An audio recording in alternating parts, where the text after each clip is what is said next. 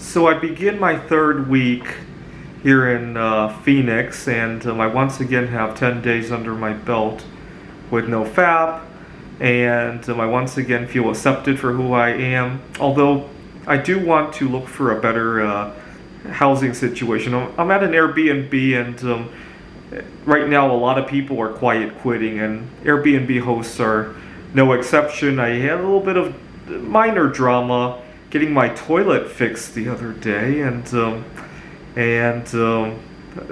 it's the commute is not exactly the best thing in the world. Although I don't seem to mind very much because I'm getting accepted for who I am, and I love Phoenix. The Desert Botanical Garden is kind of on the way to my office, and so it's not the end of the world. But at the same time, could be better. Now, one thing I don't miss about Seattle is the toxicity there. I worked at two places where I fell out of favor, and there's, you can sense the bias and judgment. People think that I'm less of a human just because I'm solosexual. And then I worked at one place where I got the better end of the favoritism, but I didn't feel good about that either. I was, the boss was Korean, and I worked with a lot of colleagues who were, I had one colleague who was African American, two who were white American, and the favoritism was just immense. Even though I got the better end of it, I didn't feel good about using it, and even then, my boss made me really uncomfortable when he complained about my colleagues to me and such, and so it's just really toxic, if you will.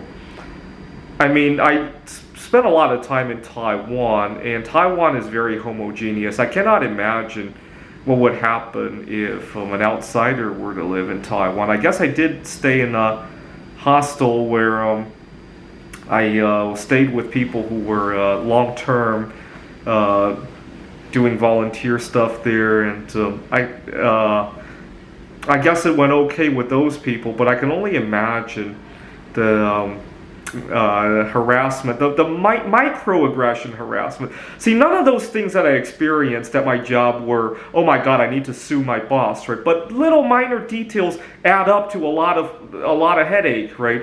You get a schedule change here, a comment over there,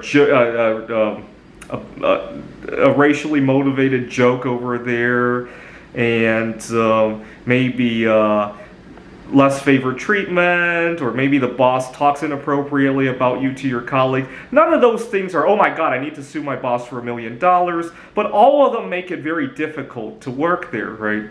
That's the problem. If it were one big thing, at least I could talk about it, right? And see what I could do about it. But all of those things are so minor that you sound like a complainer talking about it.